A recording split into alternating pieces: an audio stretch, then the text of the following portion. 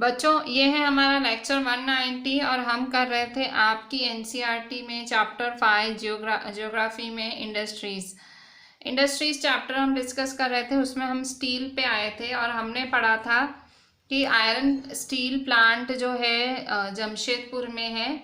Actually पहले उसको साकची कहा जाता था, साकची, और अभी उसे जमशेदपुर कहा जाता है। ठीक है, सो सबसे फर्स्ट जो आयरन स्टील प्लांट बना था हमारे देश में वो था TISCO, Tata iron and steel company limited. So page number 57 हमारी एनसीईआरटी में। So Sakchi was chosen to set up the steel plant for several reasons. अब जमशेदपुर या साकची क्यों चूज किया गया स्टील प्लांट बनाने के लिए? सो रीज़न क्या था? सो रीज़न था this place was only 32 kilometres away from Kalimati station on the Bengal Nagpur railway line. So सबसे पहली रीज़न थी क्यों? सो फर्स्ट है this place was only 32 kilometres away from Kalimati station on the Bengal Nagpur railway line. ये कहाँ सेटअप किया गया था? It was close to the iron ore coal and manganese deposits as well as to Kolkata which provided a large market. So ये जो Sakchi choose किया गया था आयरन और स्टील प्लांट के लिए वो मतलब कोलकाता से भी नज़दीक था। TISCO gets coal from Jharia coal fields and iron ore limestone dolomite and manganese from Odisha and Chhattisgarh.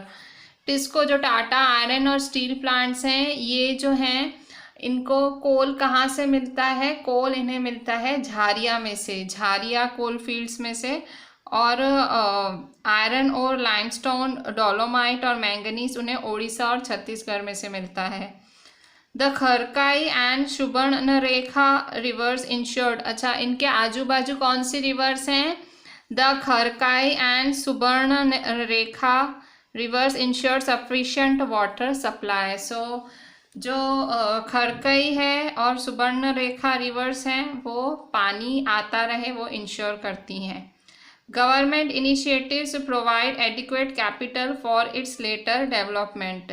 Government कोशिश करती है कि पैसा देने के लिए ताकि और ज़्यादा डेवलपमेंट होता रहे। जमशेदपुर में और भी इंडस्ट्रियल प्लांट्स हैं टिस्को के बाद बने हैं। वो प्रोड्यूस करते हैं chemicals, locomotive parts, agricultural equipments, machinery, tinplate, cable and wire. अच्छा, लोकोमोटिव पार्ट्स का मतलब इंजन वगैरह ऐसे पार्ट्स होते हैं उन्हें कहते हैं लोकोमोटिव पार्ट्स। सो इस तरह से मतलब टिस्को के अलावा और भी इंडस्ट्रीज़ हैं उस एरिया में। The development of iron and steel industry opened the doors to rapid industrialization development in India. So जो आयरन और स्टील इंडस्ट्री का जो डेवलपमेंट हुआ उसकी वजह से हमारा जो डेवलपमेंट बहुत ज़्यादा हुआ। हर सेक्टर हमारी इंडियन इंडस्ट्री का हर सेक्टर डिपेंड करता है आयरन और स्टील इंडस्ट्री के लिए। मतलब आपको कुछ भी बनवाना है आयरन एंड स्टील आपकी बेसिक ज़रूरत है। सो The Indian iron and steel industry consists of large integrated steel plants as well as mini steel mills. It also includes secondary producers, rolling mills and ancillary industries. तो और भी industries हैं steel mills के अलावा। Ancillary industries का मतलब छोटी मोटी इंडस्ट्रीज जिनकी लागत 1 करोड़ से कम है, जो 1 करोड़ से कम में बनती हैं उन्हें कहते हैं एंसिलरी इंडस्ट्रीज़। अच्छा, अब पिट्सबर्ग क्या है? Pittsburgh it is an important steel city of United states of America. जैसे हमारे यहाँ जमशेदपुर है वैसे ही पिट्सबर्ग यूएसए में, यूनाइटेड स्टेट्स ऑफ अमेरिका में बहुत ही इम्पॉर्टेंट स्टील सिटी है। The steel industry at Pittsburgh enjoys locational advantages. So Pittsburgh में जो स्टील सिटी है उसमें उसकी लोकेशन उसकी भी ज़बरदस्त है।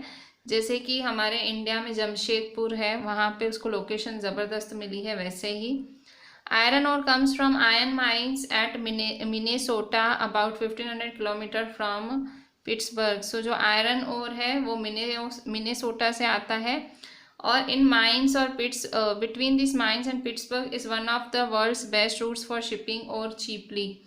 सो मतलब उनको शिपिंग बिल्कुल बहुत सस्ती पड़ती है।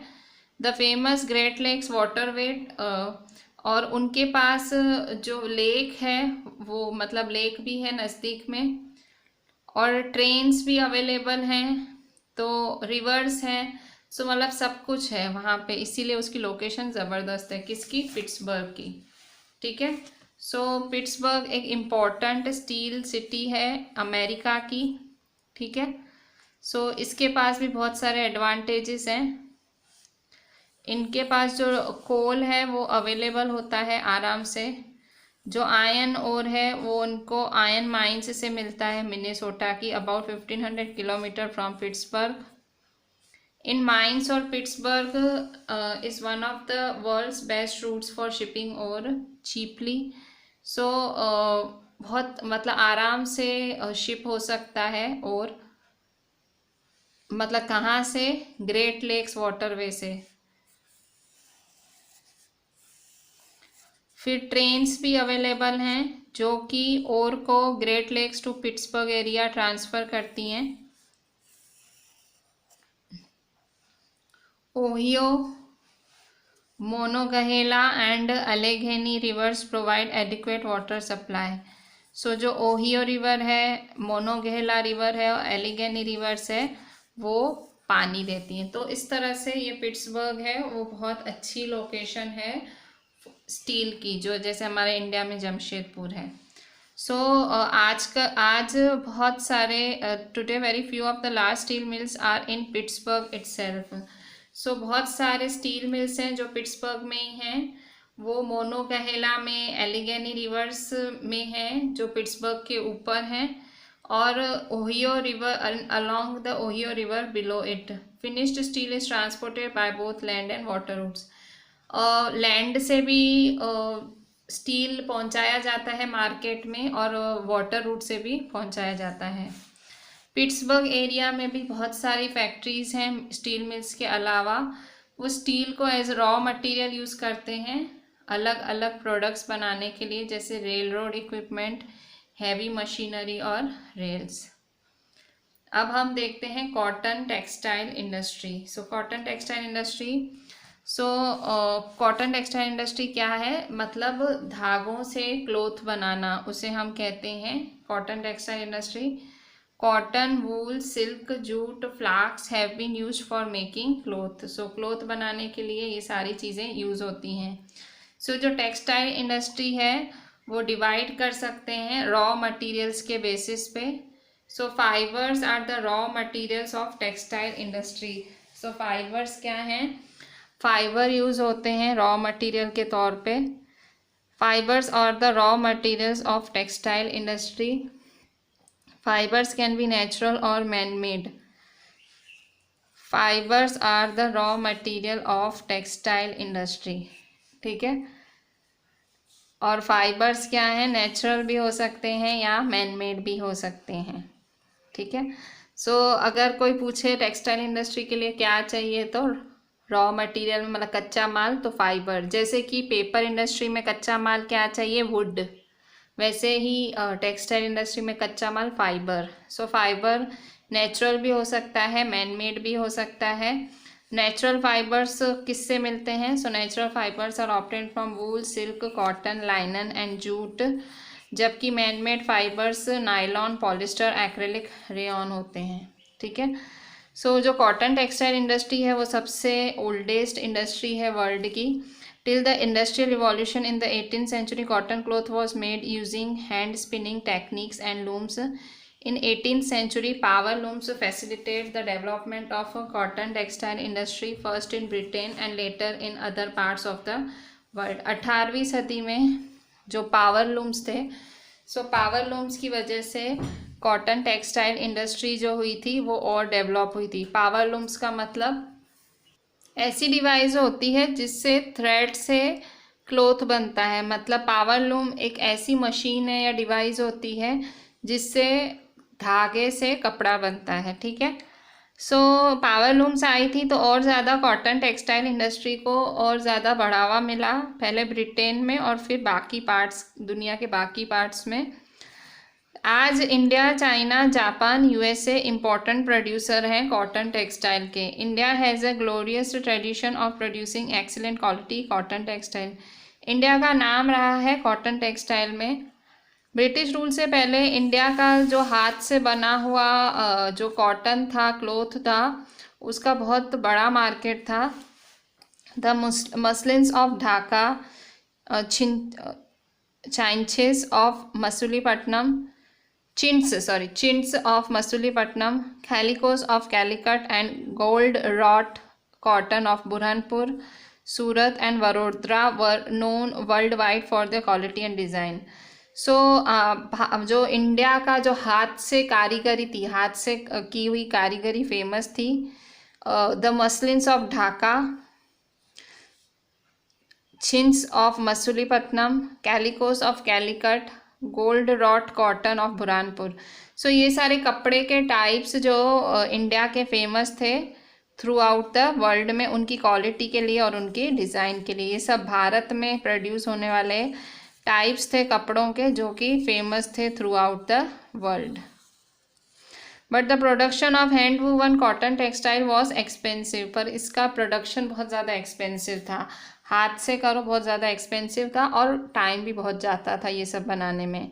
सो इसलिए जो हमारी कॉटन टेक्सटाइल इंडस्ट्री थी, जो पुराने ज़माने की टेक्सटाइल इंडस्ट्री थी, वो कंपटीशन फेस नहीं कर पाई। जो नई नई मिलें आ रही थी, जो ब्रिटिशर्स नई नई मिल्स सेटअप कर रहे थे, क्योंकि वो लोग सस्ती क्वालिटी का और अच्छा फैब्रिक, तो भी अच्छा फैब्रिक और सस्ता फैब्रिक यूज़ कर रहे थे और मशीनों से काम ले रहे थे। मतलब जहाँ पे आप हाथ से एक बना सकते हो, वहाँ उनकी मशीनें 50-50 बना रही थी कपड़े। सो इस तरह से मतलब जो हमारी ट्रेडिशनल कॉटन इंडस्ट्री है, ट्रेडिशनल मतलब ये जो हाथ से कारीगरी करने वाले लोग हैं, उनको सेटबैक हुआ, मतलब उनको थोड़ा नहीं बहुत नुकसान का सामना करना पड़ा, तो इसलिए ऑलमोस्ट बंद जैसी ही हो गई।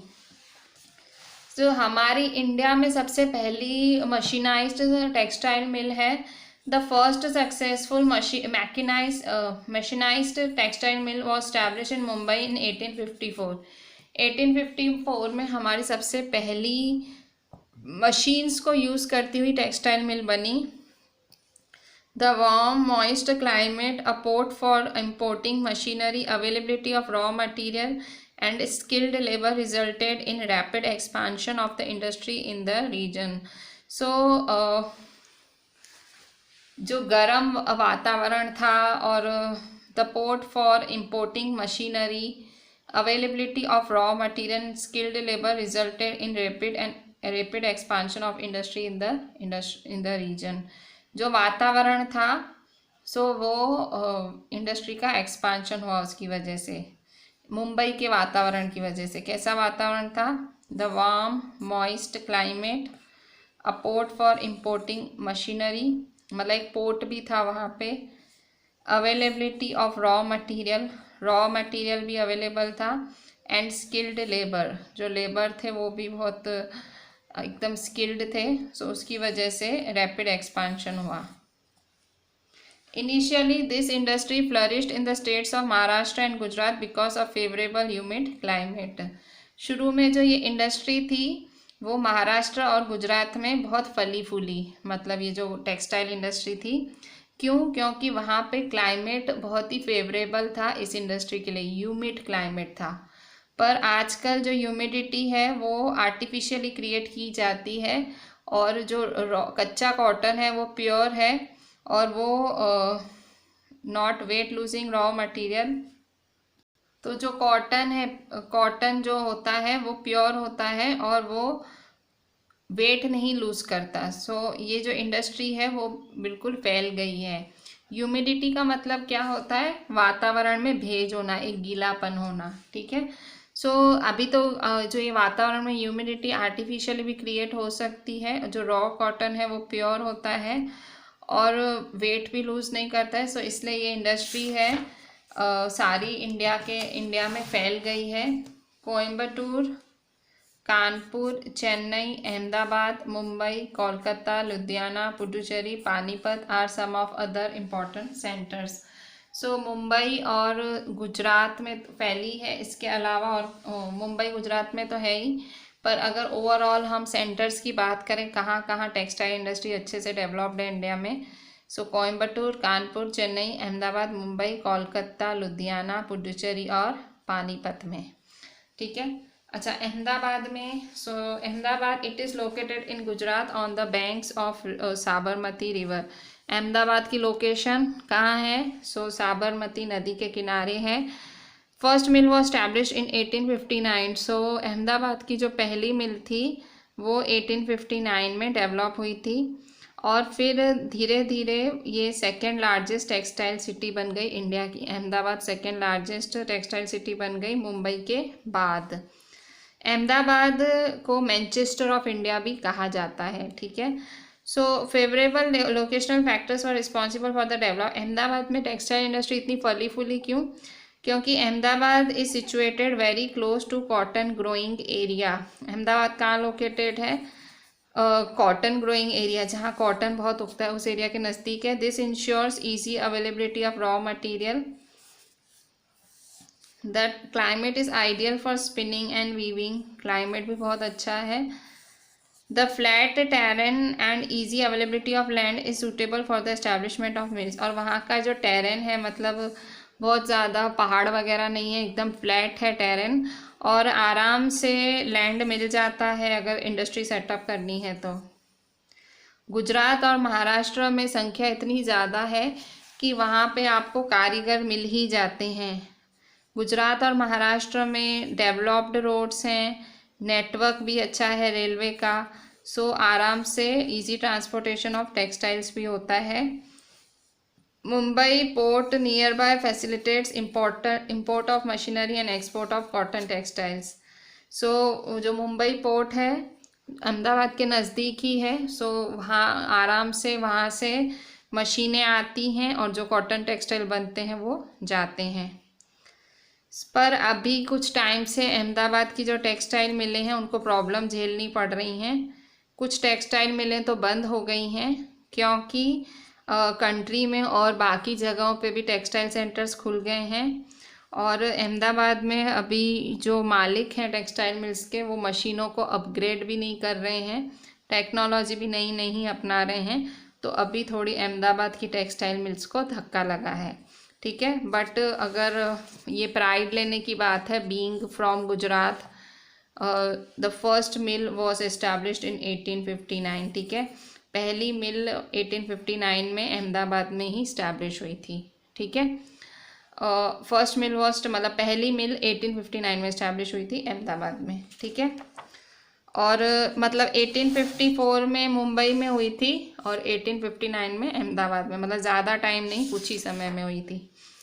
अच्छा, अब मैनचेस्टर ऑफ इंडिया कहा जाता था अहमदाबाद को। ठीक है। क्यों? क्योंकि मुंबई के बाद अहमदाबाद दूसरी टेक्सटाइल सिटी बन गई थी। अच्छा, अब ओसाका है, सो ओसाका जापान का टेक्सटाइल सेंटर है, और ओसाका को भी जापान का मैनचेस्टर कहा जाता है। The textile industry developed due to several geographical factors. The extensive plain around Osaka ensured that land was easily, obviously ये सारे फैक्टर्स कॉमन है। अभी आप जो टेक्सटाइल इंडस्ट्री में अगर एक का आप याद करते हो तो सब में ये फैक्टर्स कॉमन ही हैं। ठीक है। So Osaka is an important textile centre of Japan. The textile industry, the extensive plain around Osaka ensure that land was easily available. मतलब टेक्सटाइल इंडस्ट्री के लिए लैंड अवेलेबल है ओसाका में। Warm humid climate as is well suited to spinning and weaving. Climate एकदम humid है, भेज वाला है। द रिवर योडो, ओसाका में रिवर योडो है जो कि प्रोवाइड करती है पानी इन मिल्स को। लेबर अवेलेबल है। Location of port facilitates imports of raw cotton and for exporting textile. So जो पोर्ट का लोकेशन है, लोकेशन ऑफ पोर्ट फैसिलिटेट करता है इंपोर्ट ऑफ रॉ कॉटन। वहाँ पे मतलब तट भी है, सो वहाँ पे इंपोर्ट एक्सपोर्ट भी हो जाता है आराम से। जो टेक्सटाइल इंडस्ट्री है ओसाका में कंप्लीटली डिपेंड करती है इम्पोर्टेड रॉ मटेरियल, मतलब कच्चा माल बाहर से मंगाते हैं ये लोग। कॉटन कहाँ कहाँ से मंगाया जाता है? ओसाका जापान में, इजिप्ट से, इंडिया, चाइना और यूएस से। और फिर जब सब बन जाता है और तो वो पूरी इस मोस्टली एक्सपोर्टेड बाहर भेजा जाता है और बहुत अच्छा मार्केट है, क्वालिटी अच्छी है और प्राइस भी बहुत कम है। सो ये सबसे इम्पोर्टेंट टेक्सटाइल सिटीज़ है कंट्री की। और आगे जाके ओसाका ने अभी कॉटन के अलावा, कॉटन पे ध्यान नहीं दे रही है कॉटन इंडस्ट्री में। सो अब ओसाका में और भी इंडस्ट्रीज डेवलप हो रही हैं, जैसे कि iron, steel, machinery, ship building, automobiles, electrical equipments and cement. So इस तरह से Osaka is the Manchester of Japan और वहाँ पे कॉटन टेक्सटाइल इंडस्ट्री बहुत ज़्यादा डेवलप्ड थी, पर आजकल ये लोग iron, steel industry, ship building, automobiles, electrical equipment, cement industry, इन सब पे ध्यान दे रहे हैं। सो अभी हमारा लास्ट टॉपिक इस चैप्टर का IT industry, information technology. Imagine करो कि अगर कोई कंपनी 24 आवर्स काम करे तो वो क्या हासिल कर सकती है? कुछ सॉफ्टवेयर कंपनी, सॉफ्टवेयर का मतलब क्या होता है? सॉफ्टवेयर इंडस्ट्रीज मतलब प्रोग्राम बेस्ड इंडस्ट्रीज, मतलब कंप्यूटर में प्रोग्राम्स होते हैं फिक्स, उसके बेसिस पे जो है आप दूसरे देश में बैठे हुए किसी से भी काम करा सकते हैं। मतलब पूरा जो सिस्टम है पूरा सॉफ्टवेयर पे होता है, ठीक है। सो अगर आप कंप्यूटर का यूज़ कर रहे हैं, अलग अलग प्रोग्रामिंग कर रहे हैं, सो उसके बेसिस पे आप कितने कितने देशों के साथ आप बिजनेस रिलेशंस डेवलप कर सकते हैं। सो इसी तरह से यूएसए और बेंगलोर, इंडिया की कुछ इंडस्ट्रीज़ ने हाथ मिलाए हैं। वो लोग भी, वो सॉफ्टवेयर कंपनीज़ हैं, इसी तरह से वो दिन रात काम कर रही हैं। कैसे? जैसे कि 2 जने हैं, समझो 2 सॉफ्टवेयर प्रोफेशनल्स हैं जो इन कंपनीज़ में काम करते हैं। कैलिफोर्निया की सिलिकॉन वैली में डैनी काम करता है और बेंगलुरु की इंडिया की बेंगलुरु में स्मिथा काम करती है। सो अब स्मिथा रात को सोती है तब, क्योंकि वहाँ दिन होता है, तो डैनी कैलिफोर्निया में काम करता है, पूरा सॉफ्टवेयर प्रोग्रामिंग से है, वो अपना काम करता है। फिर सुबह जैसे ही स्मिथा उठती है वो मेल छोड़ देता, भाई मैंने ये काम किया, अब आगे तुझे करना है, फिर स्मिथा करेगी। अब ये मतलब ऐसे दिन रात काम करते हैं मिलके, ठीक है। सो रिज़ल्ट कितना सारा आएगा। सो इस तरह से ये लोग कम्युनिकेशन करते हैं, आज पूरी टेक्नोलॉजी का यूज़ करते हैं। सो इस तरह से सॉफ्टवेयर कंपनीज काम करती हैं। The information technology industry deals in the storage, processing and distribution of information. सब कुछ इंफॉर्मेशन का ही है, मतलब जो ये आईटी इंडस्ट्री क्या है? The IT industry, information technology मतलब the IT industry deals in the storage, processing and distribution of information. So IT industry का काम क्या है? स्टोर करना, प्रोसेस करना और डिस्ट्रीब्यूट करना information. Today this industry has become global. अभी ये इंडस्ट्री क्या हो गई? एकदम ग्लोबल हो गई है। This is due to a series of technological, political and socio economic events. क्यों? क्योंकि बहुत सारे टेक्नोलॉजी भी आई है इसके अंदर, जो पॉलिटिक्स वाले हैं उन्होंने भी ध्यान देना चालू किया है, सोशली, इकोनॉमिकली, सो इसलिए बहुत ज़्यादा डेवलप हुई है। The main factors guiding the location of this industry are resource availability, cost and infrastructure. So ये जो इंडस्ट्री है कहाँ डेवलप होती है? वहाँ पे रिसोर्सेज फुल अवेलेबल होना चाहिए, सारी चीज़ें पूरी तरह से अवेलेबल होनी चाहिए। कॉस्ट को भी देखा जाता है, इंफ्रास्ट्रक्चर, बिल्डिंग और ये सब भी। The major hubs of the IT industry are Silicon Valley, California and Bengaluru, India. So IT industry के जो मेजर हब्स हैं वो है सिलिकॉन वैली, कैलिफोर्निया में, और इंडिया में बेंगलुरु। सो बेंगलुरु कहाँ लोकेटेड है? बेंगलुरु हमारे इंडिया में is located on the Deccan plateau from where it gets the name silicon plateau. So Deccan plateau पे लोकेटेड है और इसीलिए इसका नाम सिलिकॉन प्लेट्यू भी पड़ा है। और यहाँ पे जो क्लाइमेट है माइल्ड रहता है, एकदम हल्का वातावरण रहता है। Silicon Valley is a part of Santa Clara Valley located next to Rocky Mountains of North America. और जो कैलिफोर्निया में सिलिकॉन वैली है वो सेंटा क्लारा वैली का एक पार्ट है। वहाँ पे एक सेंटा क्लारा वैली है, वादियाँ बोलते हैं ना, घाटियाँ, उसका पार्ट है नॉर्थ अमेरिका के बाजू में। The area has temperate climate with temperatures really dropping below 0 degree centigrade. तो वहाँ जो टेम्परेचर होता है वो टेम्परेट क्लाइमेट रहता है। सो टेम्परेट का मतलब होता है कि ना बहुत ज़्यादा एक्सट्रीम नहीं, बहुत ठंडा नहीं, बहुत गर्म नहीं, सही क्लाइमेट है, ठीक है। सो जो टेम्परेट क्लाइमेट है वो भी हेल्प करता है सिलिकॉन वैली का। So Bangalore and Silicon Valley California discussed on the next page. The locational advantages, इसके लोकेशनल एडवांटेजेस डिस्कस किए गए नेक्स्ट पेज पे। There are other emerging IT hubs in metropolitan centres of India such as. अब मुंबई में भी बहुत ज़्यादा IT industry फैल रही है। इसके अलावा न्यू दिल्ली में है, हैदराबाद, चेन्नई और बाकी सिटीज़ जैसे कि गुड़गांव, पुणे, तिरुवनंतपुरम, कोची, चंडीगढ़, तो ये भी अब इम्पॉर्टेंट सेंटर्स हुए जा रहे हैं। So other centres Mumbai,